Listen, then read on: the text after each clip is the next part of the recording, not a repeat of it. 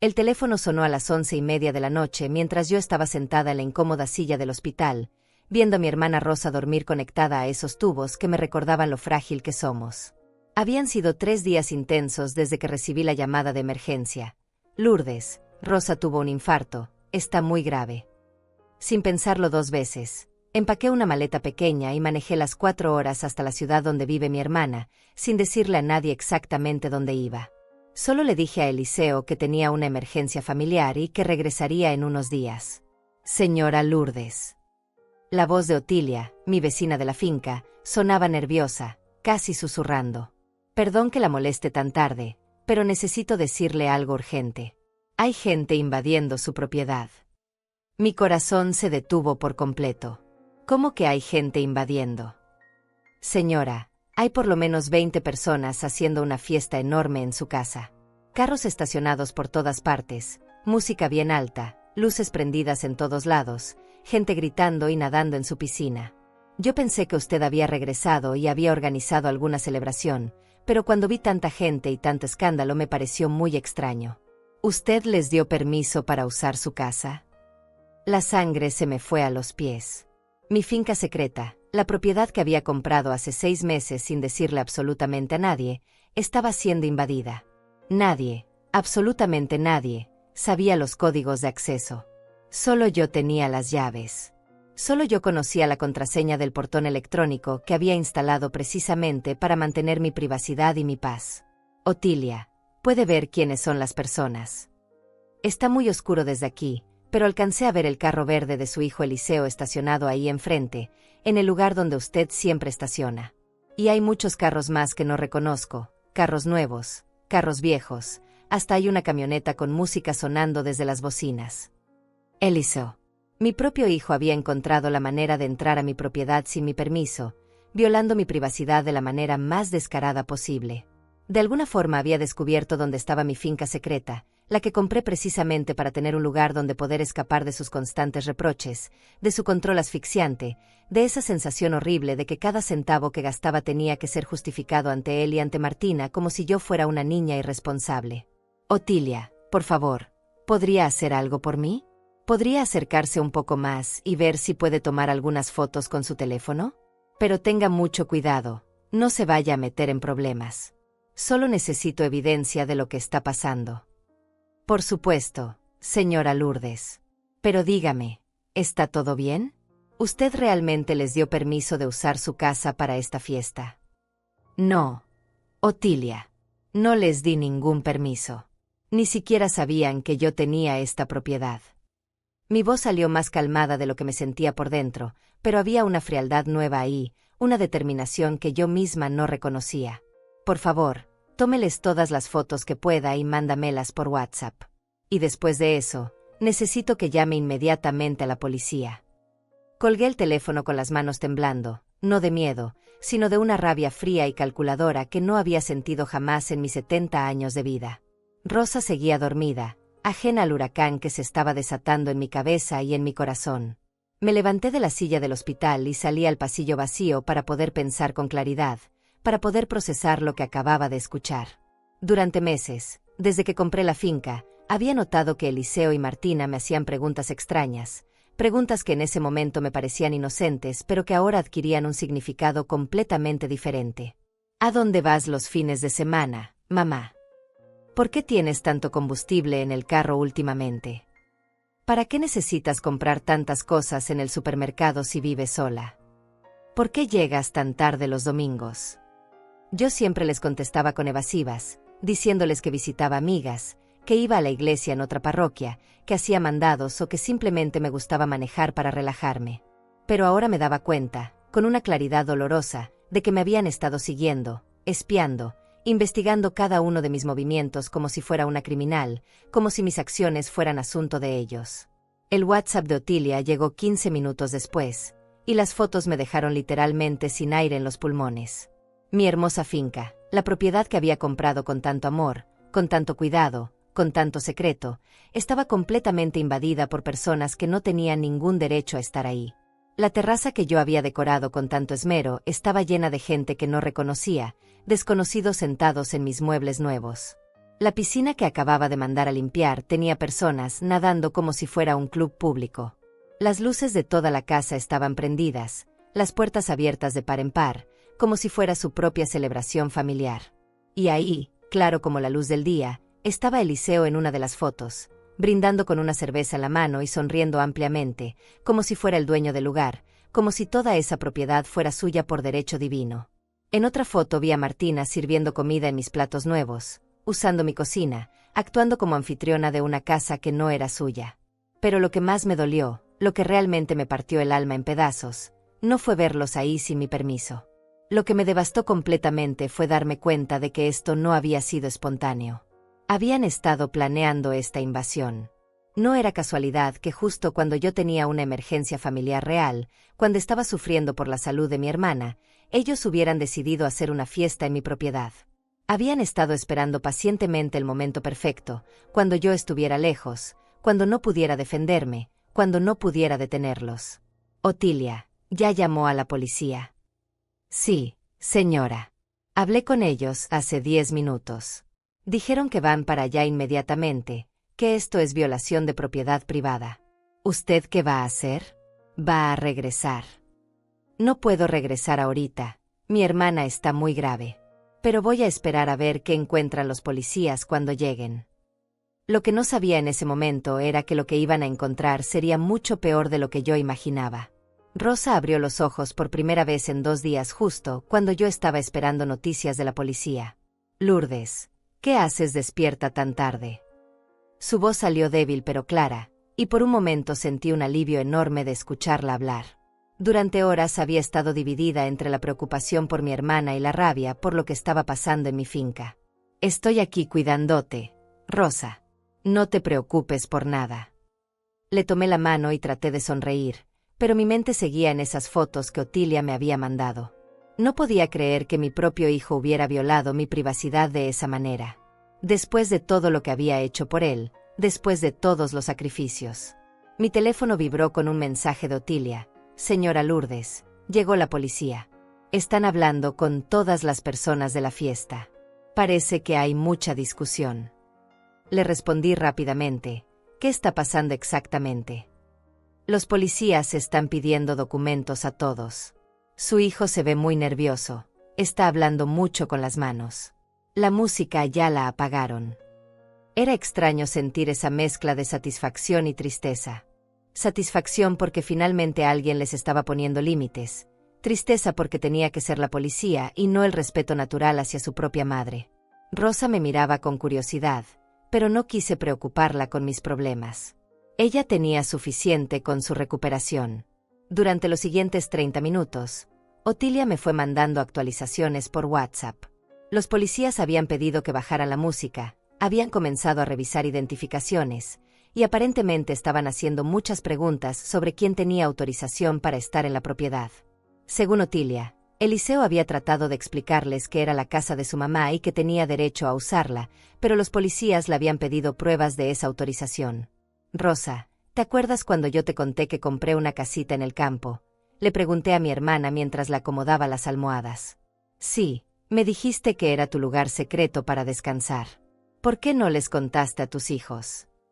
Esa era la pregunta que me había estado atormentando durante meses. ¿Por qué había sentido la necesidad de mantener mi compra en secreto? La respuesta era dolorosa pero simple, porque conocía a Eliseo y a Martina. Sabía que si les contaba sobre la finca, inmediatamente comenzarían a opinar sobre si era una buena inversión, sobre si realmente la necesitaba, sobre cómo debería usarla, sobre si era prudente gastar mi dinero de esa manera. Llevaba años sintiendo que cada decisión que tomaba tenía que ser aprobada por ellos. Cuando cambié el sofá de mi casa, Martina me dijo que era un gasto innecesario, que el anterior estaba bien. Cuando decidí renovar mi baño, Eliseo me sugirió que mejor ahorrara ese dinero para emergencias. Cuando me compré un vestido nuevo para la boda de mi comadre, me preguntaron si realmente necesitaba más ropa a tu edad. La finca había sido mi primer acto de verdadera independencia en años. $27,000 de mi propio dinero, dinero que mi esposo me había dejado precisamente para que yo pudiera vivir con dignidad y tranquilidad. Había visitado 5 propiedades diferentes, había negociado el precio, había contratado abogado, había hecho todos los trámites sola, sintiéndome por primera vez en mucho tiempo como una mujer capaz de tomar sus propias decisiones. Los fines de semana que pasaba en la finca eran los únicos momentos en que me sentía realmente libre. Podía levantarme a la hora que quisiera, desayunar en la terraza viendo el amanecer, caminar por el jardín en pijama, hablar por teléfono con mis amigas sin que nadie me preguntara ¿con quién hablas tanto? Era mi espacio, mi refugio, mi pequeño pedazo de cielo donde yo volvía a ser Lourdes Gómez, no solo la mamá de Eliseo o la suegra de Martina. Mi teléfono sonó cerca de la medianoche. Era Otilia, y su voz sonaba agitada. Señora Lourdes, necesito contarle algo muy importante. Los policías encontraron algo cuando estaban revisando las pertenencias de las personas de la fiesta. ¿Qué encontraron? Encontraron una bolsa con mucho dinero, señora. Billetes de $100, billetes de 50, una cantidad grande. Los policías preguntaron de quién era el dinero y nadie supo explicar de dónde había salido. Mi corazón comenzó a latir tan fuerte que pensé que Rosa lo escucharía desde su cama. ¿Una bolsa con dinero? ¿Dónde la encontraron? La tenía una de las mujeres jóvenes que estaba en la fiesta. Cuando los policías le preguntaron de dónde había sacado tanto dinero en efectivo, se puso muy nerviosa y dijo que se lo había dado su tío, que es su hijo de usted. El mundo se me vino encima. En mi finca yo tenía un cofre pequeño donde guardaba dinero en efectivo para emergencias. Era una costumbre que tenía desde hace años. Cada mes apartaba $200 o $300 en billetes y los guardaba en ese cofre, como un fondo de emergencia. La última vez que había contado, tenía casi $4,000 ahí. Otilia, los policías revisaron dentro de la casa. Sí, señora. Dijeron que como había evidencia de posible robo, tenían derecho a revisar toda la propiedad. ¿Usted guardaba dinero en algún lugar de la casa? Sí, Otilia. En mi recámara hay un cofre pequeño donde guardo dinero para emergencias. ¿Podría pedirles a los policías que revisen si ese cofre está vacío? Siguieron 10 minutos de silencio que se sintieron como horas. Rosa se había vuelto a dormir, y yo caminaba por el pasillo del hospital tratando de mantener la calma. Finalmente, Otilia me devolvió la llamada. Señora Lourdes, los policías revisaron su recámara. El cofre está completamente vacío. Y la cantidad de dinero que encontraron en la bolsa coincide exactamente con lo que usted me había dicho que guardaba ahí. En ese momento supe que mi familia no solo había invadido mi propiedad. Me habían robado. Mi propio hijo, la sangre de mi sangre, había entrado a mi casa, había abierto mi cofre personal y había robado los ahorros que yo guardaba para emergencias. No solo habían violado mi privacidad y mi confianza, sino que habían cometido un delito real contra mí. ¿Qué van a hacer los policías? Dijeron que van a arrestar a las personas que tenían el dinero robado. Su hijo está tratando de explicar que el dinero es de la familia, pero los policías le dijeron que eso no importa, que tomar dinero de una propiedad sin permiso del dueño es robo, sin importar si son familiares o no. Señora Lourdes, su hijo quiere hablar con usted. Los policías le dijeron que pueden comunicarse con la propietaria para aclarar la situación. La voz de Otilia sonaba tensa, y yo podía escuchar voces alteradas de fondo. Mi teléfono mostró una llamada entrante de Eliseo 2 minutos después, pero no contesté. Dejé que sonara hasta que se cortó automáticamente. Inmediatamente volvió a llamar. ¿Mamá? Mamá, contesta por favor. Esta vez sí contesté, pero no dije nada. Solo escuché. Mamá, hay un malentendido terrible aquí. Los policías no entienden que somos familia. ¿Puedes explicarles que tenemos derecho a estar en tu casa? Derecho. Mi voz salió más fría de lo que yo misma esperaba. ¿Qué derecho tienes de entrar a mi propiedad sin mi permiso, Eliseo? Es que mamá, no pensamos que te molestaría. Queríamos hacer una reunión familiar y tu casa está tan bonita, pensamos que te daría gusto que la usáramos. Además, no pudimos localizarte para preguntarte. Mentira tras mentira. Durante 3 días había estado contestando sus llamadas, respondiéndole sus mensajes sobre el estado de salud de Rosa. Sabía perfectamente dónde estaba yo y por qué. ¿Y el dinero, Eliseo? ¿También pensaste que no me molestaría que tomaras mi dinero? ¿Cuál dinero? No sé de qué hablas. El dinero que encontraron en la bolsa de una de las personas de tu fiesta. El dinero que sacaste de mi cofre. Hubo un silencio largo, y pude escuchar a Martina hablándole en voz baja, pero no logré entender qué le decía. Mamá, ese dinero. Mira, puedo explicarte todo. Necesitábamos efectivo para la fiesta, para comprar comida y bebidas, y sabíamos que tú siempre guardas dinero en la casa. Pensamos que como era para una reunión familiar, no habría problema. Íbamos a reponer el dinero. ¿Íbamos a reponer? ¿Cuándo? Después de gastarlo en su fiesta sin permiso. No es así, mamá. Martina tenía el dinero guardado precisamente para devolvértelo. Díselo a los policías, por favor. Diles que somos familia y que esto es un malentendido. Colgué el teléfono sin responderle. Rosa me miraba desde su cama del hospital con preocupación. ¿Qué está pasando, Lourdes? Te ves muy alterada. Por primera vez en 3 días, le conté todo a mi hermana. Le conté sobre la finca secreta, sobre cómo había estado sintiéndome controlada por Eliseo y Martina durante años, sobre la invasión a mi propiedad, sobre el dinero robado. Rosa me escuchó en silencio, asintiendo de vez en cuando, y cuando terminé de hablar, ella suspiró profundamente. Lourdes, ¿te acuerdas cuando éramos niñas y mamá nos decía que los hijos no eran dueños de sus padres? Me acordaba perfectamente. Nuestra madre, que en paz descanse, siempre nos había enseñado que el respeto a los mayores no era opcional, que la familia tenía jerarquías y que los hijos, sin importar la edad que tuvieran, no tenían derecho a mangonear a sus padres. Lo que te está pasando no es normal, hermana. Un hijo que respeta a su madre no entra a su casa sin permiso, no toma su dinero sin autorización, y mucho menos organiza fiestas en su propiedad como si fuera suya. Tenía razón, pero escuchar la verdad de labios de Rosa me dolía porque confirmaba lo que yo había estado negando durante años. Mi relación con Eliseo se había vuelto tóxica, y yo había sido demasiado complaciente, demasiado permisiva, demasiado dispuesta a sacrificar mi propia comodidad con tal de mantener la armonía familiar. Mi teléfono vibró con un mensaje de texto de Martina. Suegrita, por favor ayúdenos. Los policías nos van a arrestar. Solo dígales que tenemos permiso de estar aquí. Es una emergencia familiar. No le respondí. En cambio, le escribí a Otilia. ¿Qué está pasando ahora? Los policías están esperando a que usted confirme si quiere presentar cargos formales por robo y violación de propiedad. Dijeron que sin su autorización como dueña, todas estas personas están invadiendo ilegalmente su terreno. Esa era la pregunta que definiría todo. ¿Estaba dispuesta a presentar cargos legales contra mi propio hijo? Durante 70 años, había evitado los conflictos, había puesto la paz familiar por encima de mi propia dignidad, había preferido callarme antes que causar problemas. Pero ahora, sentada en ese hospital, viendo a mi hermana Rosa luchar por su vida, me di cuenta de que yo también estaba luchando por algo, por mi derecho a vivir sin ser juzgada, controlada o robada. Otilia, dígales a los policías que sí quiero presentar cargos. Que registren todo como delito de robo y violación de propiedad privada. ¿Está segura, señora Lourdes? Es su familia. Precisamente por eso, Otilia. Porque es mi familia y debería respetarme más que nadie.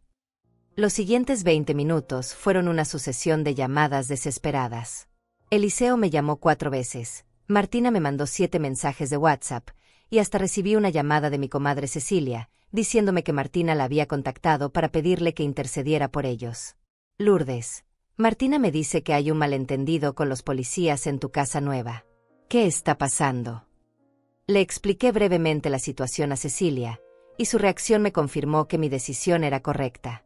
Ay, Lourdes, ¿cómo se les ocurre entrar a tu casa sin permiso? ¿Y encima tomar tu dinero? Eso no se hace ni con los enemigos, mucho menos con la mamá de uno. Cecilia tenía razón. Durante años, Eliseo y Martina me habían hecho creer que sus exigencias y su control eran normales, que era natural que opinaran sobre mis gastos, que supervisaran mis decisiones, que me hicieran sentir culpable cada vez que quería hacer algo para mí misma. Pero ninguna de mis amigas vivía así con sus hijos. Ninguna de ellas tenía que pedirle permiso a sus hijos adultos para comprar algo o para salir con amigas. ¿Sabes qué es lo más triste de todo, Cecilia? Que yo compré esa finca precisamente para escapar de esto. Para tener un lugar donde pudiera ser yo misma sin que nadie me juzgara o me controlara. Y ellos me siguieron hasta ahí. Te siguieron. Estoy segura. Durante meses me han estado haciendo preguntas raras sobre dónde voy, por qué uso tanto el carro, para qué compro tantas cosas. Seguramente me siguieron hasta la finca y esperaron el momento perfecto para hacer esto. Cecilia se quedó callada un momento. Lourdes, ¿tú crees que esto fue planeado? ¿Qué sabían que ibas a salir de la ciudad y aprovecharon para invadir tu casa? Esa posibilidad me heló la sangre. ¿Era posible que Eliseo y Martina hubieran estado esperando a que yo tuviera una emergencia para poder invadir mi finca? ¿Era posible que hubieran visto mi viaje al hospital como una oportunidad perfecta para apropiarse de mi propiedad? No lo sé, Cecilia. Pero lo que sí sé es que esto no fue espontáneo.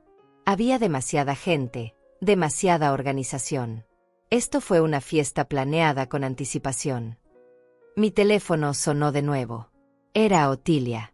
Señora Lourdes, los policías terminaron de tomar toda la información. Arrestaron a 3 personas, su hijo, su nuera, y a la muchacha que tenía el dinero robado. Las demás personas de la fiesta se pudieron ir porque dijeron que no sabían que era una propiedad privada, que Eliseo les había dicho que era su casa. 3 arrestos. Mi hijo iba a pasar la noche en la cárcel por robarme y invadir mi propiedad.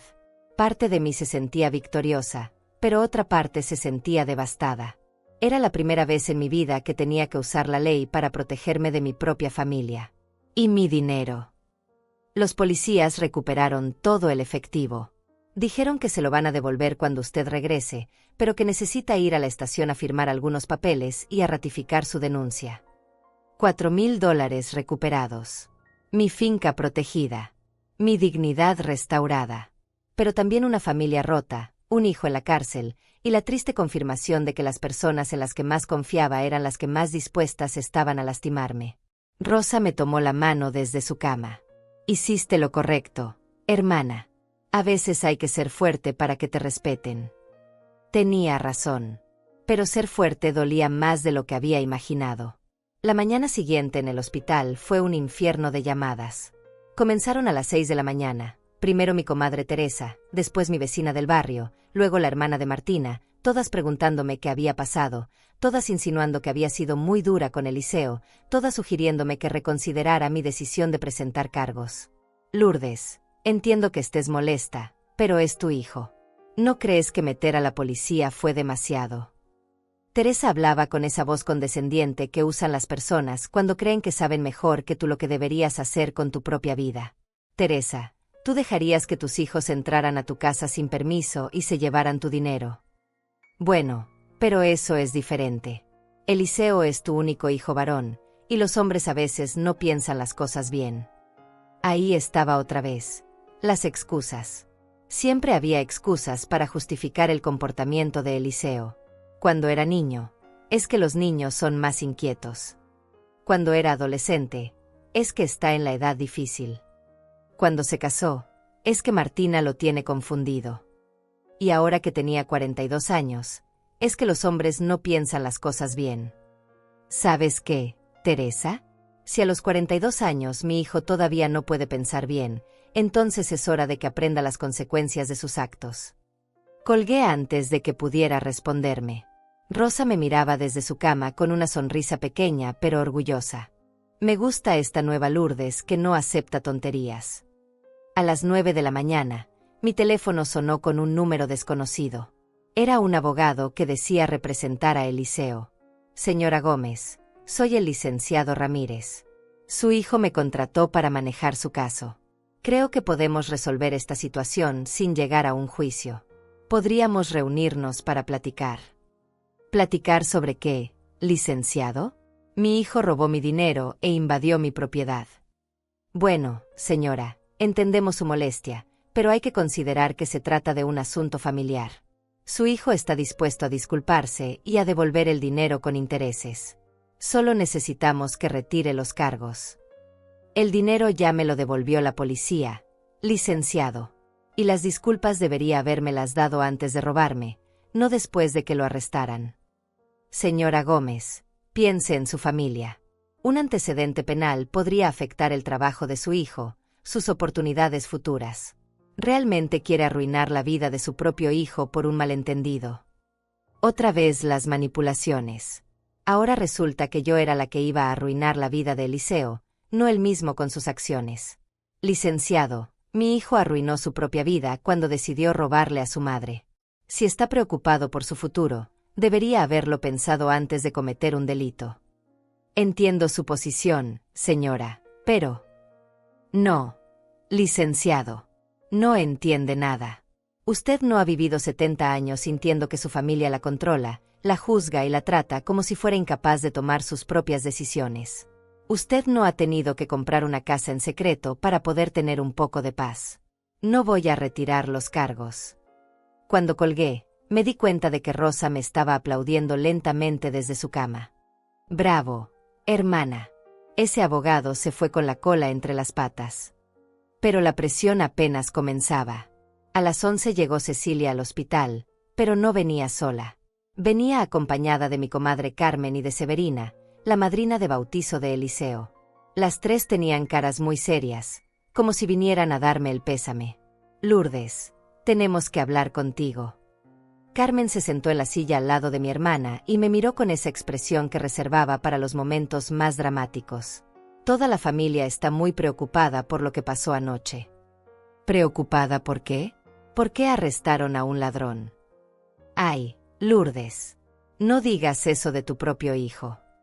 Severina se persignó como si hubiera dicho una blasfemia. Eliseo no es un ladrón. Es un muchacho que cometió un error. Un error de $4,000. Pero es tu hijo, Lourdes. Tu único hijo varón.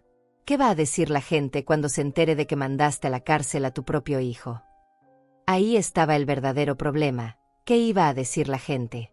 No les importaba que me hubieran robado, que hubieran invadido mi propiedad, que hubieran violado mi privacidad. Les importaba las apariencias, el que dirán, mantener la fachada de familia unida aunque por dentro estuviéramos podridos. ¿Saben qué me importa lo que diga la gente, Carmen? Nada. Absolutamente nada. Cecilia, que había estado callada, finalmente habló. Lourdes, yo entiendo que estés enojada, pero piensa en las consecuencias a largo plazo. Si Eliseo queda con antecedentes penales, va a ser muy difícil para él encontrar trabajo. ¿Y entonces quién va a mantener a Martina y a los nietos? ¿Los nietos? Mis nietos ni siquiera me llaman, Cecilia. Martina se encarga de que casi no los vea. Y en cuanto al trabajo de Eliseo, debería haber pensado en eso antes de robarme. Pero Lourdes. No hay peros, Cecilia. Durante años ustedes me han visto sufrir con las humillaciones de Eliseo y Martina. Me han visto llorar porque me tratan como si fuera una carga, como si mi dinero fuera de ellos, como si mis decisiones tuvieran que ser aprobadas por ellos. Y ahora que finalmente pongo límites, vienen a pedirme que perdone y olvide. Rosa, que había estado escuchando todo en silencio, se incorporó en su cama. Disculpen que me meta, señoras, pero yo estoy orgullosa de mi hermana. Por primera vez en años la veo defendiéndose, poniéndose límites claros. ¿Por qué quieren que regrese a ser la Lourdes sumisa que acepta todo sin protestar? Rosa, tú no entiendes. Nosotras conocemos a Eliseo desde que era niño. Precisamente por eso deberían estar más indignadas que nadie. Conocen a Eliseo, saben cómo fue criado, saben los valores que Lourdes le enseñó. ¿No les parece terrible que un hijo criado con tanto amor le robe a su propia madre? Severina se quedó callada, pero Carmen insistió. Es que hay formas de resolver estos problemas sin involucrar a las autoridades. En las familias mexicanas, estos asuntos se arreglan en casa. En casa. Me levanté de mi silla y miré a Carmen directo a los ojos. Carmen, ¿tú crees que si yo hubiera hablado con Eliseo, en casa, sobre esto, él me habría devuelto mi dinero y me habría pedido disculpas? ¿O crees que me habría dicho que estoy exagerando, que fue solo un préstamo, que soy muy dramática? Carmen no pudo responder porque las dos sabíamos la respuesta. Eliseo jamás habría aceptado que había hecho algo malo. Me habría manipulado para hacerme sentir culpable por desconfiar de él, me habría hecho creer que yo era la equivocada por molestarme. Señoras, las quiero mucho a todas, pero mi decisión está tomada. No voy a retirar los cargos. Mi hijo necesita aprender que sus acciones tienen consecuencias, y yo necesito recuperar mi dignidad. A las 2 de la tarde, Cuando mis amigas ya se habían ido con cara de derrota, llegó la llamada que había estado esperando. Era Otilia. Señora Lourdes, necesito contarle algo que descubrí esta mañana. Después de que se llevaron a todas las personas anoche, me quedé vigilando su casa para asegurarme de que nadie regresara. Y encontré algo muy extraño. ¿Qué encontró? En el basurero de su casa había muchas cosas botadas: latas de cerveza, platos desechables, bolsas de comida. Pero también encontré papeles, señora. Papeles que parecen muy importantes. Mi corazón se aceleró. ¿Qué tipo de papeles? Hay copias de documentos de su casa, señora. Copias de la escritura de su finca, copias de su testamento, copias de estados de cuenta del banco. Y hay algo más. Hay una hoja con números y cálculos escritos a mano. ¿Qué tipo de cálculos? Parece que alguien estuvo calculando cuánto vale su propiedad, cuánto dinero tiene en el banco, cuánto podría valer todo si se vendiera. Los números están escritos con la letra de su nuera. El mundo se me vino encima por segunda vez en 24 horas. No solo habían invadido mi finca y robado mi dinero. Habían estado investigando todos mis bienes, calculando mi patrimonio, planeando algo mucho más grande que una simple fiesta. Otilia, ¿puede guardar esos papeles? Los voy a necesitar. Por supuesto, señora. Y hay algo más que debería saber. ¿Qué más? Esta mañana temprano vi a Martina afuera de su casa del barrio, metiendo maletas y cajas en un carro. Parecía que se estaba mudando.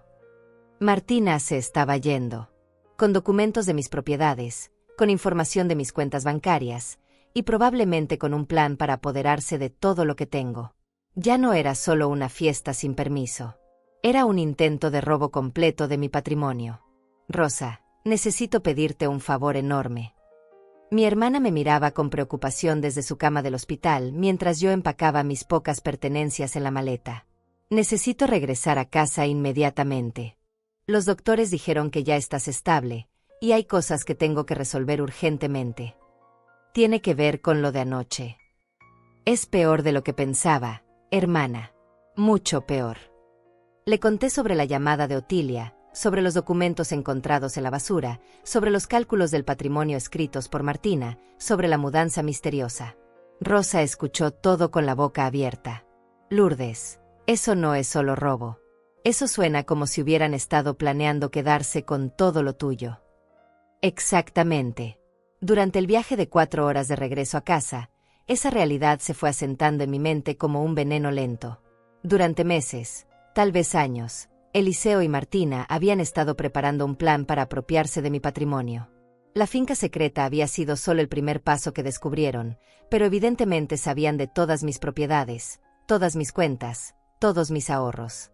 Manejé en silencio, con las manos apretadas al volante, recordando todas las veces que Martina había ayudado a organizar mis papeles, todas las veces que había insistido en acompañarme al banco para que no fuera sola, todas las veces que había sugerido que pusiera todo en orden por si algo me pasaba. No estaba ayudando. Estaba investigando. Llegué a mi casa del barrio a las 8 de la noche, y lo primero que hice fue revisar mi estudio donde guardo todos mis documentos importantes. El escritorio estaba revuelto, los archiveros habían sido movidos del lugar, y mi caja fuerte pequeña estaba abierta. Abierta y vacía. Con las manos temblando, revisé qué faltaba: las copias de las escrituras de mi casa, los documentos del seguro de vida de mi esposo, los certificados de mis cuentas de ahorro, y lo más importante, mi testamento original. Todo había desaparecido. Inmediatamente llamé a Cecilia. Cecilia, necesito que vengas a mi casa ahora mismo. Es urgente. ¿Qué pasó, Lourdes? Pensé que todavía estabas en el hospital con Rosa. Regresé porque descubrí que el problema es mucho más grande. Cecilia, creo que Eliseo y Martina han estado planeando robarme todo durante mucho tiempo. Cecilia llegó 30 minutos después con su esposo Leandro, y cuando les mostré el estudio saqueado, los dos se quedaron sin palabras. Leandro, que había sido contador durante 40 años, revisó cuidadosamente cada cajón, cada archivo. Lourdes, esto no fue un robo casual. Quien hizo esto sabía exactamente qué buscar y dónde encontrarlo. Se llevaron solo los documentos más importantes, los que necesitarían para hacer transacciones legales. ¿Qué tipo de transacciones? Con estos documentos, pueden intentar hacer transferencias de propiedades, pueden acceder a cuentas bancarias si tienen tus firmas, pueden hasta intentar cambiar los beneficiarios de tus seguros. Cecilia se sentó pesadamente en el sofá. ¡Ay, Lourdes! Esto es mucho peor de lo que pensábamos. Eliseo y Martina no solo te robaron dinero en efectivo, te están robando todo. El teléfono sonó. Era Otilia. Señora Lourdes, ¿ya regresó? Necesito verla urgentemente. Encontré más cosas. Voy para allá en 1 hora. Manejé hacia la finca acompañada de Cecilia y Leandro, y cuando llegamos, Otilia nos estaba esperando con una caja llena de papeles. Después de que usted se fue esta mañana, decidí limpiar bien todo el patio y la entrada. Encontré más documentos botados, pero también encontré esto. Nos mostró una libreta pequeña con la letra de Martina. Era como un diario de investigación, fechas, montos, direcciones, números de cuenta. En una página había escrito: Casa del barrio, valor estimado $85,000. Finca nueva, $27,000. Cuenta de ahorros principal, aproximadamente $45,000. Seguro de vida de Roberto, $120,000. Leandro silbó por lo bajo. Martina sabía exactamente cuánto tienes. Lourdes. Esto no es casualidad. Pero lo que más me impactó fue la última página de la libreta. Ahí Martina había escrito: plan, esperar a que Lourdes tenga una emergencia y esté fuera de la ciudad. Tomar posesión de la finca, transferir documentos, establecer residencia legal. Si hay problemas, usar la excusa de que Lourdes está perdiendo la memoria y necesita que la familia maneje sus asuntos. Perdiendo la memoria. La rabia que sentí en ese momento fue diferente a todo lo que había experimentado en mi vida. Iban a decir que estoy perdiendo la memoria para justificar robarme. Cecilia leyó la libreta completa y su cara se fue poniendo más pálida con cada página. Lourdes, aquí dice que habían estado siguiéndote durante meses. Tienen anotados todos tus horarios, cuando vas al salón, cuando vas al súper, cuando visitas a las amigas. Sabían exactamente cuándo estarías en la finca y cuándo estarías en casa. Y mira esto, Leandro señaló otra página. Aquí dice: Julio contactó abogado para procesos de incapacidad mental. Costo: $3,500. ¿Quién es Julio? Julio Farías es el hermano de Martina.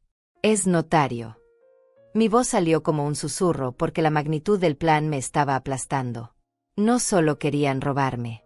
Querían declararme mentalmente incapaz para tomar control legal de todos mis bienes. Otilia nos interrumpió. Señora Lourdes, hay algo más. Esta tarde, después de que se llevaron arrestados a su hijo y a su nuera, llegó un hombre en un carro gris preguntando por usted. Dijo que era abogado y que venía a revisar unos documentos de la propiedad. ¿Le dio algún documento? No, porque yo le dije que usted no estaba y que no sabía cuándo regresaría. Pero el hombre insistió mucho, y cuando le dije que no podía ayudarlo, se molestó y dijo que iba a regresar con una orden judicial. Leandro y Cecilia se miraron con preocupación. Lourdes, tienes que actuar rápido, dijo Leandro.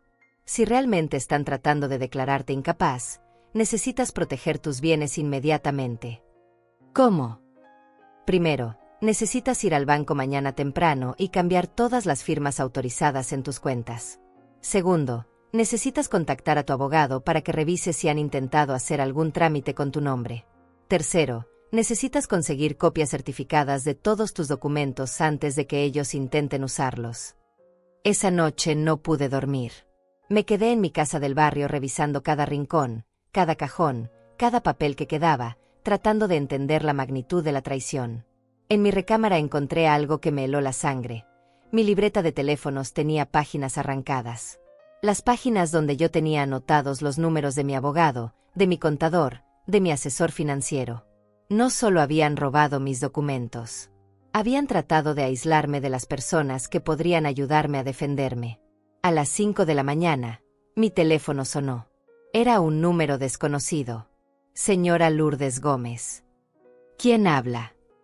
Soy el licenciado Julio Farías. Represento a su familia en un asunto muy delicado. Necesitamos reunirnos urgentemente para discutir su situación legal. Mi situación legal. Señora, hemos recibido reportes de comportamiento errático de su parte. Entendemos que ha estado tomando decisiones financieras cuestionables y que ayer tuvo un episodio de confusión que resultó en que llamara a la policía contra su propia familia. No estoy confundida, licenciado. Estoy perfectamente clara de que mi familia me robó. Señora Gómez, entiendo que cree eso, pero las personas en su situación a menudo malinterpretan las acciones de sus seres queridos. Su familia está muy preocupada por su bienestar mental. Mi bienestar mental está perfecto. Lo que no está bien es que mi nuera tenga una libreta con todos mis bienes calculados y un plan para declararme incapaz. Hubo un silencio largo del otro lado de la línea. ¿Cómo supo de esa libreta? Se había delatado solo. Porque la encontré, licenciado. Y ahora sé exactamente lo que ustedes estaban planeando. Señora Gómez, le sugiero que reconsidere su actitud. Su familia tiene derecho legal a protegerla si consideran que no está en condiciones de manejar sus asuntos. Y yo tengo derecho legal a defenderme de los ladrones, licenciado, sin importar si son familia o no. Colgué el teléfono con una claridad total. Ya no era solo una batalla para recuperar mi dinero robado. Era una guerra para mantener mi libertad, mi autonomía y mi derecho a decidir sobre mi propia vida. Pero ahora yo sabía exactamente contra qué estaba luchando, y estaba lista para ganar. A las 6 de la mañana ya estaba vestida y lista para la batalla más importante de mi vida. Llamé a mi abogado, el licenciado Héctor Chávez, desde el teléfono de Cecilia porque ya no confiaba en que mi línea telefónica fuera segura. Licenciado Chávez, soy Lourdes Gómez. Necesito verlo urgentemente. Mi familia está tratando de robarme todo mi patrimonio y declararme mentalmente incapaz. Señora Gómez, ¿puede venir a mi oficina a las 8? Esto suena muy serio. Ahí estaré. Cecilia insistió en acompañarme, y cuando llegamos al despacho del licenciado Chávez, le mostré toda la evidencia, la libreta de Martina, los documentos encontrados en la basura, las fotos de la invasión a mi finca, la lista de mis bienes robados de mi casa. El abogado revisó todo con cara de asombro creciente. Señora Gómez, esto es un caso de fraude familiar muy elaborado. Su nuera llevaba meses, tal vez años, preparando esto. Pero tengo malas noticias. Ayer en la tarde alguien ya estuvo aquí preguntando por usted. ¿Quién? Un licenciado que se presentó como Julio Farías. Dijo que representaba a su familia y que necesitaba información sobre sus asuntos legales porque usted estaba experimentando problemas cognitivos. Le dije que no podía darle ninguna información sin su autorización, pero insistió mucho. Mi sangre se convirtió en hielo. ¿Qué tipo de información quería? Preguntó sobre su testamento, sobre si usted había firmado algún poder notarial recientemente, sobre si yo había notado cambios en su capacidad mental durante nuestras reuniones. Obviamente no le di ninguna información, pero me preocupó la forma tan agresiva en que preguntaba. Licenciado, ¿qué puedo hacer para protegerme? Primero, vamos a ir al banco inmediatamente a cambiar todas las autorizaciones de sus cuentas. Segundo, vamos a solicitar un reporte de todas las transacciones realizadas en los últimos 6 meses para ver si han intentado hacer algo sin su conocimiento. Tercero, vamos a redactar un documento legal donde usted declara expresamente que está en pleno uso de sus facultades mentales. Salimos del despacho directo al banco, y lo que descubrimos ahí me quitó el aliento. La gerente, la señora Tania Fagundes, me recibió con cara de preocupación. Señora Gómez, qué bueno que vino. Ayer tuvimos una situación muy extraña. Una mujer vino diciendo que era su nuera y que usted la había autorizado para hacer algunas consultas sobre sus cuentas. Martina estuvo aquí. Sí, Martina Terrés. Traía una identificación y conocía información personal suya, su fecha de nacimiento, los nombres de sus padres, el monto aproximado de sus cuentas. Dijo que usted le había pedido que viniera a revisar sus estados de cuenta porque últimamente usted se había estado sintiendo confundida con los números. Le dieron información. No le dimos acceso a las cuentas porque no tenía poder notarial, pero sí le confirmamos que usted tenía cuentas activas aquí. Se molestó mucho cuando le dijimos que necesitaba autorización escrita de usted. El licenciado Chávez tomó notas de todo. La señora Terrés dijo algo más. Sí, Dijo que iba a regresar con documentos legales que demostraran que la familia tenía derecho a manejar las cuentas de la señora Gómez por incapacidad mental progresiva. Fueron sus palabras exactas. Inmediatamente cambiamos todas las autorizaciones de mis cuentas, pusimos alertas de seguridad y solicitamos que cualquier intento de acceso fuera reportado directamente a mí y al licenciado Chávez. Cuando revisamos mis estados de cuenta de los últimos 6 meses, encontramos algo que me enfermó del estómago. Mire esto, señora Gómez, la gerente señaló una serie de transacciones. En los últimos 3 meses usted ha estado retirando cantidades inusuales de efectivo. Retiros de 500, 700, $1,000 en efectivo, casi siempre los viernes. Yo no hice esos retiros. ¿Está segura? Porque se usó su tarjeta y su clave personal. El licenciado Chávez pidió ver las grabaciones de seguridad de esos días, y lo que vimos me destrozó. En las pantallas se veía claramente a Martina usando mi tarjeta bancaria para retirar dinero. Mi propia nuera había estado robándome durante meses, y yo ni siquiera me había dado cuenta porque ella siempre me decía que ayudaría a revisar mis estados de cuenta para asegurarse de que todo estuviera en orden. ¿Cómo obtuvo mi clave personal? El licenciado Chávez revisó las fechas de los retiros y las cruzó con información de la libreta de Martina. Según sus anotaciones, ella la acompañaba frecuentemente al banco.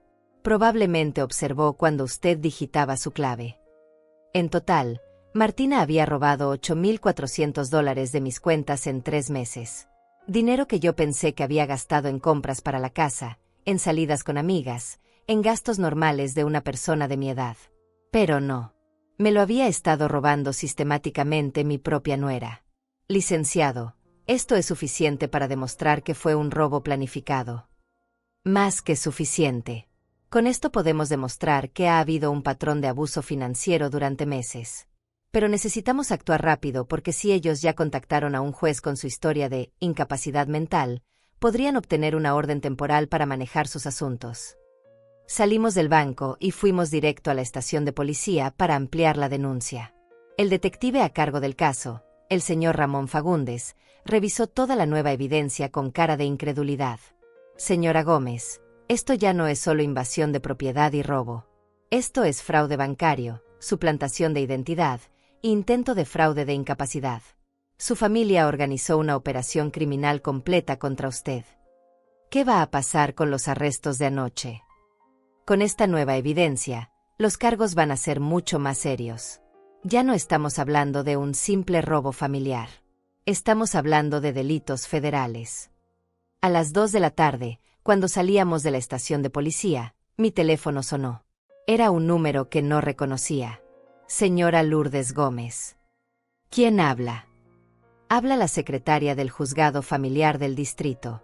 El licenciado Julio Farías presentó esta mañana una petición de incapacidad mental en su contra. Necesita presentarse mañana a las 10 de la mañana para una evaluación psicológica. El mundo se me vino encima por tercera vez.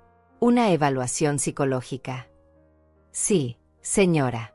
Su familia alega que usted ha estado mostrando signos de demencia y comportamiento errático.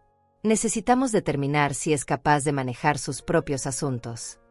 Colgué el teléfono con las manos temblando. Cecilia me abrazó mientras yo procesaba lo que acababa de escuchar. Lourdes, no te preocupes. Tienes al licenciado Chávez, tienes toda la evidencia de que ellos son los criminales, tienes testigos. Ningún juez va a creer que estás incapacitada cuando vea todo lo que has descubierto. Pero yo sabía que iba a ser la pelea de mi vida. Mi propia familia estaba dispuesta a decir que estaba loca con tal de robarme todo lo que tengo.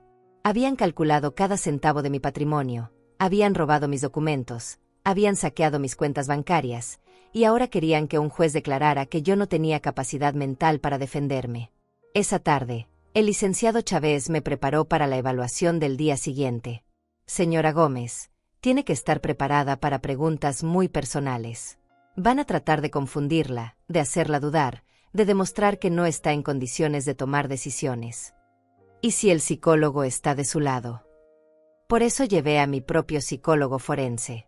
El doctor Leandro Chávez va a estar presente durante toda la evaluación para asegurar que sea justa. A las 8 de la noche, Cuando finalmente llegué a casa después del día más largo de mi vida, encontré algo que me confirmó que la guerra apenas comenzaba. En mi puerta había un sobre sin remitente. Adentro había una sola hoja con un mensaje escrito a mano. Mamá, si retiras los cargos y firmas los papeles que necesitamos, podemos arreglar todo esto en familia. Si sigues peleando, vas a perder todo. Un juez ya está revisando tu caso de incapacidad mental. Todavía puedes evitar la humillación pública. Eliseo. No era una disculpa. Era una amenaza. Pero por primera vez en 70 años, yo no tenía miedo de las amenazas. Tenía evidencia, tenía abogados, tenía testigos, y sobre todo, tenía la verdad de mi lado. Mañana iba a demostrar que la única persona cuerda en esta historia era yo. La mañana de la evaluación psicológica llegué al juzgado a las 9:30, acompañada del licenciado Chávez y del doctor Leandro Chávez, el psicólogo forense que me iba a defender. En la sala de espera ya estaban Eliseo, Martina y el licenciado Julio Farías, todos vestidos de negro como si fuera un funeral. El mío. Buenos días, mamá. Eliseo se levantó cuando me vio entrar, pero su voz sonaba fría, calculada. Esperamos que entiendas que todo esto es por tu bien. Por mi bien. No pude evitar que mi voz subiera de tono. Robarme $8,400 de mi cuenta bancaria fue por mi bien, Eliseo. Martina se puso pálida. ¿De qué hablas, suegra? Hablo de que tengo las grabaciones del banco donde apareces usando mi tarjeta para robar mi dinero durante 3 meses. Hablo de que tengo tu libreta donde calculaste todo mi patrimonio. Hablo de que tengo evidencia de que planearon todo esto. El licenciado Julio Farías intervino rápidamente. Señora Gómez, esas acusaciones son exactamente el tipo de comportamiento paranoico que nos preocupa. Su familia jamás la robaría. Comportamiento paranoico. El licenciado Chávez sacó una carpeta gruesa. Licenciado Farías, aquí tengo documentos bancarios, grabaciones de seguridad, evidencia física encontrada en la propiedad de mi clienta y testimonios de testigos. ¿A eso le llama usted paranoia? La cara de Julio Farías cambió completamente cuando vio la cantidad de evidencia. Era obvio que no esperaban que yo hubiera descubierto tanto, tan rápido. Además, continuó el licenciado Chávez, tengo aquí un reporte policial donde consta que su hijo y su nuera fueron arrestados por robo e invasión de propiedad. También eso es paranoia.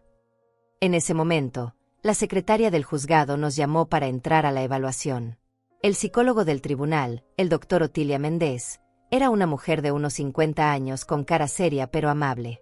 Nos sentamos en una mesa redonda, yo, mis abogados, Eliseo, Martina, su abogado, y los 2 psicólogos.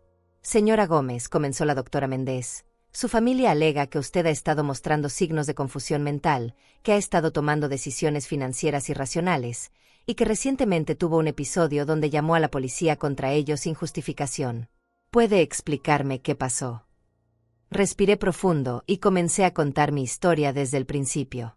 Les hablé sobre cómo había comprado la finca en secreto porque me sentía constantemente juzgada por mis hijos, sobre cómo había descubierto que me siguieron para encontrar mi propiedad, sobre la invasión durante mi emergencia familiar, sobre el dinero robado, sobre los documentos saqueados de mi casa, sobre la libreta de Martina con todos mis bienes calculados. Mientras hablaba, pude ver que la cara de la doctora Méndez se iba poniendo más seria. Cuando terminé de hablar, ella se dirigió a Eliseo. Señor Gómez, su madre presenta una narrativa muy coherente y detallada de los eventos. ¿Puede usted explicar por qué entraron a su propiedad sin permiso? Doctora, mi mamá últimamente ha estado muy confundida. Compró esa casa sin decirnos nada, gasta dinero en cosas innecesarias, se ha vuelto muy desconfiada. Nosotros solo queríamos usar la casa para una reunión familiar, no pensamos que se molestaría tanto. ¿Y el dinero que encontró la policía en posesión de ustedes? Eliseo se puso nervioso. Ese dinero. Mi mamá siempre nos había dicho que podíamos tomar lo que necesitáramos de su casa. Pensamos que no había problema. Su mamá les había dado permiso para tomar $4,000 de su cofre personal. Bueno, no exactamente permiso, pero... La doctora Méndez interrumpió. Señor Gómez, tomar dinero de alguien sin permiso se llama robo, sin importar si es familia o no. Luego se dirigió a Martina. Señora Terrés, Tengo aquí un reporte bancario que muestra que usted utilizó la tarjeta de la señora Gómez para retirar dinero en múltiples ocasiones. ¿Puede explicar eso?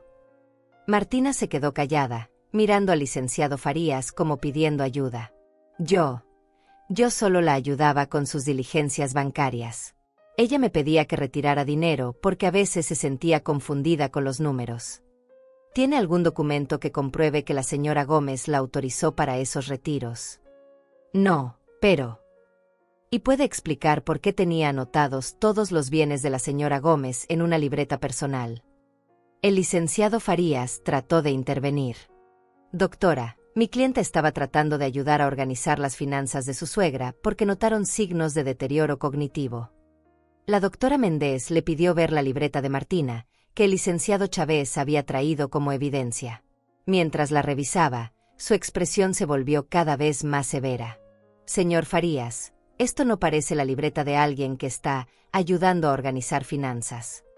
Esto parece la libreta de alguien que está calculando un patrimonio para apropiárselo. Aquí hay anotaciones sobre establecer residencia legal y procesos de incapacidad mental. ¿Puede explicar eso? El silencio en la sala fue ensordecedor. Julio Farías sudaba visiblemente. Doctora, esas anotaciones. Bueno, la familia estaba preocupada y quería estar preparada para proteger a la señora Gómez si fuera necesario. ¿Protegerla de qué? De su propio dinero. En ese momento, el doctor Leandro Chávez, mi psicólogo forense, pidió la palabra. Doctora Méndez, he tenido la oportunidad de evaluar a la señora Gómez durante los últimos 2 días. Sus funciones cognitivas están completamente normales para su edad. Su memoria es excelente, su capacidad de razonamiento es clara, y su capacidad para tomar decisiones financieras es totalmente adecuada. ¿Encontró algún signo de deterioro mental? Ninguno. Al contrario, encontré a una mujer inteligente que se dio cuenta de que estaba siendo víctima de abuso financiero y que tomó medidas inteligentes para protegerse. Su decisión de comprar una propiedad sin informar a su familia demuestra precisamente que estaba consciente del comportamiento controlador de ellos. La doctora Méndez tomó notas y luego me miró directamente. Señora Gómez, ¿puede decirme qué día es hoy, dónde estamos y por qué está aquí? Hoy es martes 15 de octubre de 2024. Estamos en el juzgado familiar del distrito, y estoy aquí porque mi familia quiere que un juez me declare mentalmente incapaz para poder robarme todo mi patrimonio legalmente. ¿Puede contarme cuánto dinero tiene aproximadamente en sus cuentas bancarias? En mis cuentas de ahorros tengo $45,300, en mi cuenta corriente tengo $2,800, y tenía $4,000 en efectivo en mi casa que me robaron. ¿Puede explicarme por qué compró la finca sin decirle a su familia? Porque durante años me han hecho sentir que cada centavo que gasto tiene que ser justificado ante ellos. Quería un lugar donde pudiera tomar mis propias decisiones sin ser juzgada. Resulta que tenía razón en desconfiar de ellos. La doctora Méndez cerró su libreta. Señor Farías, su petición de incapacidad mental no tiene ningún fundamento. La señora Gómez está completamente lúcida, tiene memoria perfecta, entiende completamente su situación financiera y ha tomado decisiones racionales para protegerse del abuso. Pero, doctora, no hay peros, licenciado. Lo que veo aquí no es una mujer con problemas mentales. Lo que veo es una familia que organizó un esquema elaborado para robarle a una mujer mayor, y cuando ella se defendió, intentaron usar el sistema legal para declararla incapaz y continuar con su plan. Eliseo se puso de pie bruscamente. Eso no es cierto. Mi mamá está exagerando todo. Señor Gómez, siéntese. La voz de la doctora fue tajante. Su madre tiene evidencia documentada de todo lo que está diciendo. Usted y su esposa han cometido delitos graves contra ella. Es que usted no entiende. Ese dinero es de la familia. Mi papá trabajó para conseguirlo. Su papá trabajó para conseguirlo y se lo dejó a su esposa, no a usted. La señora Gómez tiene todo el derecho legal y moral de hacer con su dinero lo que se le dé la gana. Martina comenzó a llorar. Suegrita, por favor, perdónanos. No queríamos lastimarla. Solo estábamos preocupados por su futuro. ¿Preocupados por mi futuro? Me levanté de mi silla, sintiendo una fuerza que no había sentido en años. Martina, tú calculaste hasta el último centavo de mi patrimonio, me robaste de mis cuentas bancarias durante meses, saqueaste mi casa, invadiste mi propiedad y trataste de hacerme pasar por loca. Eso no es preocupación. Eso es codicia. La doctora Méndez dictó su veredicto final. La petición de incapacidad mental queda completamente rechazada. La señora Lourdes Gómez está en pleno uso de sus facultades mentales y tiene derecho total a manejar sus propios asuntos. Además, recomiendo que el Ministerio Público investigue los delitos de fraude financiero y abuso de persona mayor que se evidencian en este caso. Cuando salimos del juzgado, Eliseo me siguió hasta el estacionamiento. Mamá, espera. Podemos arreglar esto. Devolvemos todo el dinero y olvidamos lo que pasó. Me volteé a mirarlo por última vez. Eliseo, tú ya no eres mi hijo. Un hijo no le hace esto a su madre. Un hijo no trata de volverla loca para robarle. Se acabó. No puedes decir eso. Soy tu único hijo. No. Eras mi único hijo. Ahora eres solo un extraño que me robó. Esa tarde, libre de la amenaza legal más grande, pude finalmente empezar a planear mi venganza final. 3 días después del juicio, cuando pensé que finalmente podría tener paz, comenzó el acoso más intenso de mi vida. Eliseo y Martina, desesperados por revertir su situación legal, lanzaron una campaña de manipulación que involucró a toda la familia extendida, a los vecinos, y hasta personas que no había visto en años. Lourdes, soy tu prima Carmen de Guadalajara. Me llamó Eliseo llorando, me contó lo que pasó. ¿Cómo es posible que hayas mandado a la cárcel a tu propio hijo? Ese muchacho te adora. Carmen, Eliseo te contó que me robó $8,400 de mi cuenta bancaria. Ay, prima, pero eso no es robo. Es familia. El dinero de los padres es de los hijos también. ¿Desde cuándo, Carmen? Tus hijos pueden tomar tu dinero sin permiso. Eso es diferente, Lourdes. Mis hijos me respetan. Colgué el teléfono con una mezcla de rabia y tristeza. Era increíble cómo toda la familia estaba dispuesta a justificar el robo con tal de mantener las apariencias de unidad familiar. Las llamadas siguieron durante toda la semana. La hermana de mi difunto esposo, las comadres de la iglesia, hasta el padrino de confirmación de Eliseo me llamaron para interceder por él. Todos con el mismo discurso, que era familia, que había que perdonar, que los asuntos se arreglan en casa, que yo estaba siendo muy dura. Pero la presión más intensa vino de donde menos lo esperaba, mis propios nietos. Abuela, ¿por qué tienes a mi papá en la cárcel? La voz de mi nieta Sofía, de 16 años, me llegó por videollamada un viernes por la noche. Detrás de ella pude ver a Martina, obviamente dirigiendo la conversación. Sofía, mi amor, tu papá está en problemas legales porque me robó dinero. Pero abuela, mi mamá dice que tú te estás volviendo loca y que no entiendes las cosas como antes. Dice que papá solo quería cuidarte. Mi corazón se rompió en 1000 pedazos. Martina estaba usando a mis propios nietos para manipularme, llenándoles la cabeza con mentiras sobre mi salud mental. Sofía, tu mamá te dijo que yo tengo problemas mentales. Sí, abuela. Dice que por eso compraste esa casa sin decirles, y por eso te enojas tanto por el dinero. Dice que cuando las personas se hacen mayores a veces se vuelven desconfiadas y olvidan que pueden confiar en su familia. ¿Y tú qué piensas, mi amor? No sé, abuela. Solo quiero que mi papá regrese a casa. Mi mamá llora mucho y dice que si no retiras la demanda, papá va a estar muchos años en la cárcel. Después de la videollamada, me senté en mi sala y lloré como no había llorado desde que murió mi esposo. No solo habían tratado de robarme mi patrimonio y declararme loca. Ahora estaban envenenando la mente de mis nietos contra mí, usando mi amor por ellos como una herramienta de chantaje emocional. El sábado por la mañana, Cecilia llegó a mi casa con cara de preocupación. Lourdes, necesito contarte algo. Ayer me encontré a Severina en el súper y me dijo algo que me tiene muy inquieta. ¿Qué te dijo? Dice que Martina está contando por todo el barrio que tú perdiste el juicio de incapacidad mental, pero que tu abogado corrompió al psicólogo. Que en realidad sí estás perdiendo la mente, pero que lograste engañar al sistema. ¿Cómo puede decir eso? El juicio fue completamente a mi favor. Lo sé, pero Severina dice que muchas personas le están creyendo a Martina. que están diciendo que es muy triste ver a una mujer mayor volviéndose contra su propia familia por dinero. Esa misma tarde, mientras caminaba por el centro comercial, me di cuenta de lo efectiva que había sido la campaña de desprestigio de Martina. Varias personas que conocía de años me miraban con lástima, algunas me saludaban con esa dulzura exagerada que se usa con las personas que consideran mentalmente frágiles. «Ay, Lourdes, ¿cómo estás, querida?». La señora Otilia del banco me tomó del brazo como si fuera una anciana frágil. «Cecilia me contó de tus dificultades familiares. Si necesitas ayuda con tus asuntos financieros, yo puedo acompañarte al banco cuando quieras». «Gracias, Otilia, pero mis asuntos financieros están perfectamente en orden». «Claro, claro, mi amor. Pero ya sabes que a nuestra edad a veces las cosas se nos complican.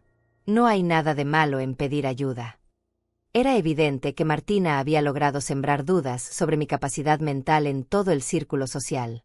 La gente me trataba como si fuera una víctima confundida de mi propia paranoia, en lugar de una mujer que había sido víctima real de un crimen familiar.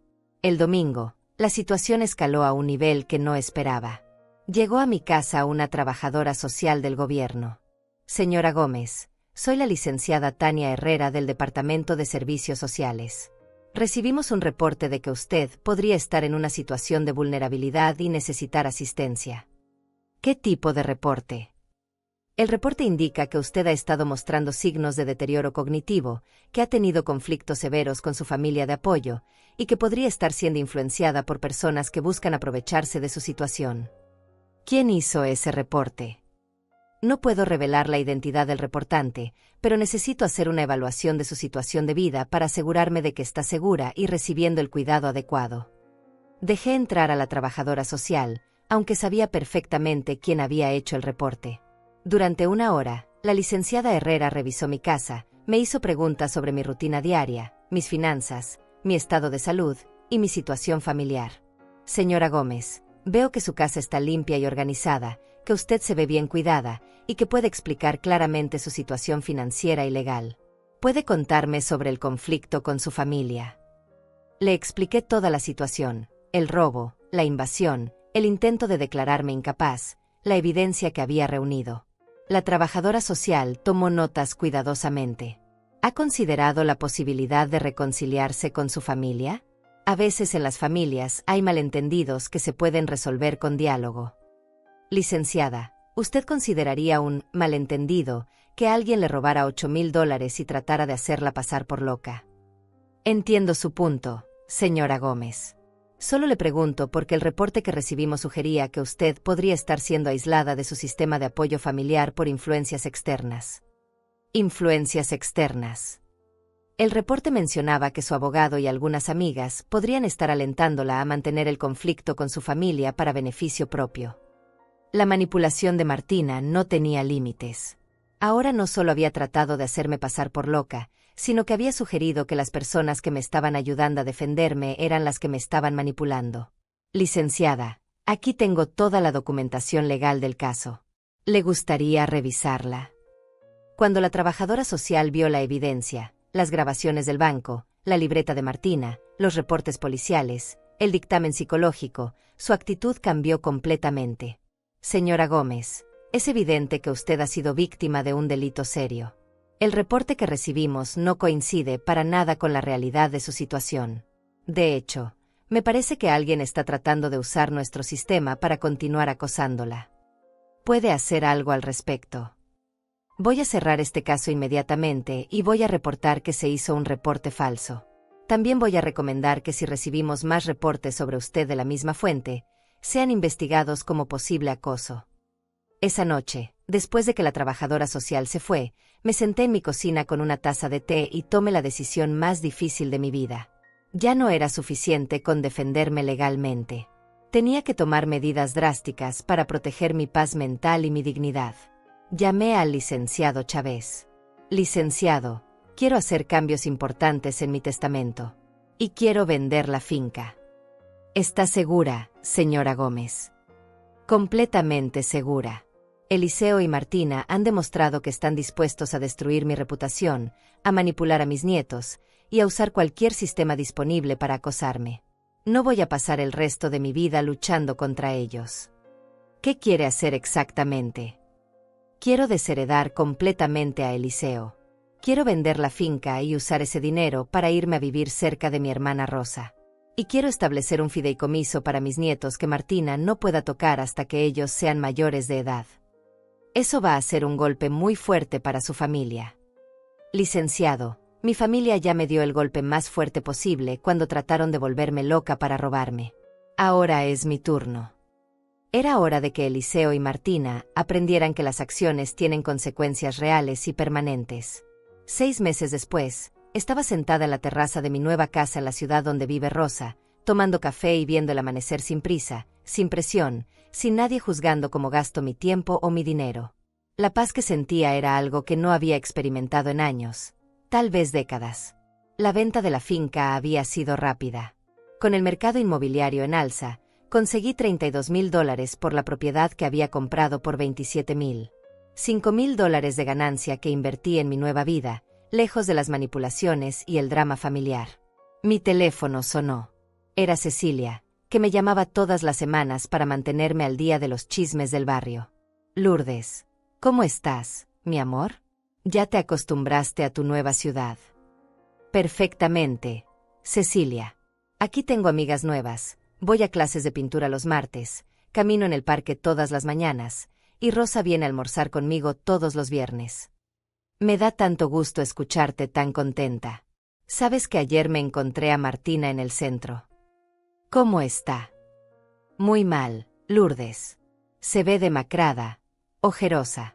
Me contó que Eliseo sigue sin conseguir trabajo por los antecedentes penales, que tuvieron que vender el carro, y que se van a tener que mudar a una casa más pequeña. Sentí una punzada de algo que podría haber sido lástima, pero ya no era mi problema. ¿Y los nietos? Sofía está trabajando medio tiempo en un restaurante para ayudar con los gastos. Al parecer se enteró de toda la verdad sobre lo que pasó y está muy enojada con sus papás. Eso sí me dolió. Que mi nieta de 16 años tuviera que trabajar por las consecuencias de las decisiones criminales de sus padres. Pero también sabía que si yo hubiera cedido a las manipulaciones, si hubiera retirado los cargos, Eliseo y Martina habrían aprendido que podían hacer lo que quisieran conmigo sin consecuencias. Cecilia, Martina te preguntó por mí. Sí, me preguntó si sabía dónde vivías ahora. Le dije que no tenía idea. También me preguntó si habías cambiado tu testamento. ¿Qué le dijiste? Le dije que eso no era asunto mío, pero se veía muy preocupada. Tenía razones para estar preocupada. El Nuevo Testamento que había hecho dejaba muy claro que Eliseo no recibiría ni un centavo de mi herencia. Todo mi patrimonio se dividiría entre Rosa, mis nietos, en un fideicomiso que no podrían tocar hasta los 25 años, y varias organizaciones de caridad que ayudan a mujeres mayores víctimas de abuso familiar. Lourdes, ¿nunca has pensado en darles una segunda oportunidad? Al fin y al cabo, es tu familia. Era la pregunta que me habían hecho cientos de veces en los últimos meses, y mi respuesta siempre era la misma.